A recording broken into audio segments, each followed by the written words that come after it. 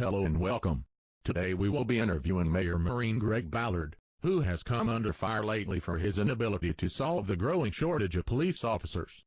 We'll also be talking about his inability to bring down the rising violent crime statistics that have been mounting during the past 8 months of this year.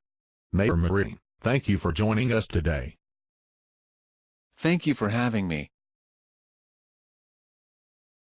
Mayor Marine, when you successfully campaigned against Ballard in 2007, you said that public safety was your #1 priority. Why has that changed? Well, it hasn't changed. I have all the safety I need surrounding me each day. Well, what about the rising crime rates and specifically the violent crime and murder rates? The violent crime statistics show that we are below last year's rates. Is Frank Stroud still cooking those numbers, and would those be the stats that look at the entire year of 2012 and compare it to all of 2013 so far, or a month-by-month comparison?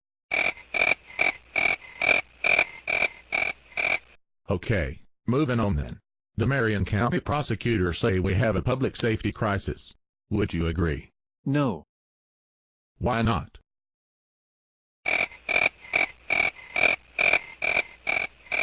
Okay, next question.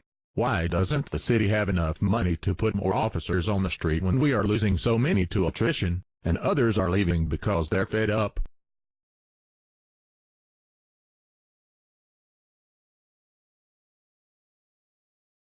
Well, we have other operations in the city that need money.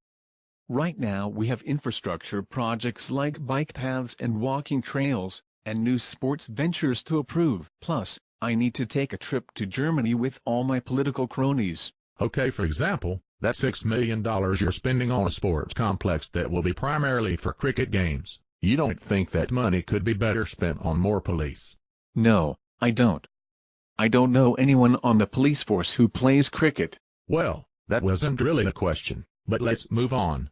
Can you comment on the irrigation system that this new sports complex has required and the fact that it has caused many of the neighborhood ground wells to run dry, costing the citizens of that area additional money to provide new sources of water or hook up to city lines? Alright, moving on. Let's talk about how much you're giving your staff in the way of raises again this year.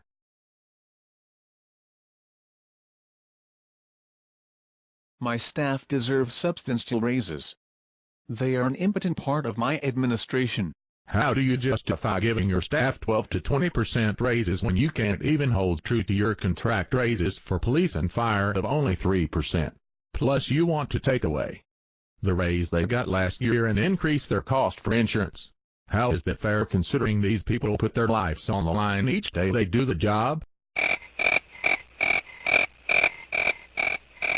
Okay, let's look at this question. Why is there no grant money coming in to help shore up the $23 million shortfall the city has with public safety funding? Well, when the former public safety director with the Hitler complex was running things, he pissed off the grant writer for the police department. That person quit and we never replaced them. So Frank Stroud was able to hire all of his friends from the East Coast, but no one thought about replacing a grant writer? Okay, moving on. The other night a committee formed on the city-county council voted not to repeal the homestead credit, which is what you want to do to help bridge the gap in the public safety budget. You in turn alluded that it could mean layoffs for some police officers. Do you think it wise to threaten layoffs when you're already 685 officers short?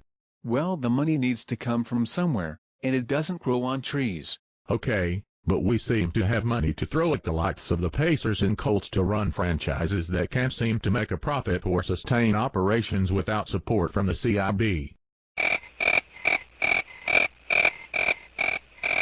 How is it that the city and the taxpayers are footing the bills for these franchises when they are owned by millionaires?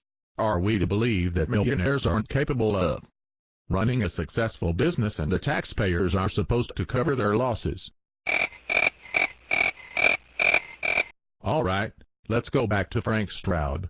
His name has been brought up a lot in the past weeks related to his apparent mishandling of the Ballard case. Internal Affairs files that are missing, and the latest fiasco with the multi-million-dollar rock on the east side, that is now closed because it was never properly refurbished and put together.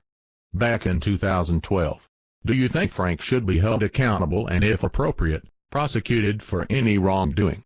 Frank has moved on and is no longer a point of contention in the public safety arena. Many would say that this little man with the Hitler complex did nothing to bring together the police force after the merger, only added to the corruption he was hired to fix and mismanaged or misappropriated millions of dollars, leaving the public safety budget near bankruptcy after he left.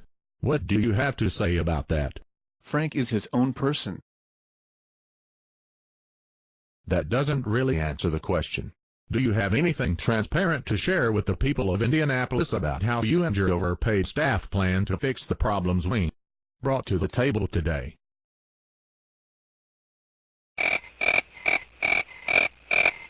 Well, thank you very much, Mayor Marine. It appears the Crickets have had more to say during this interview than you. Good luck in the next election. Did someone say cricket?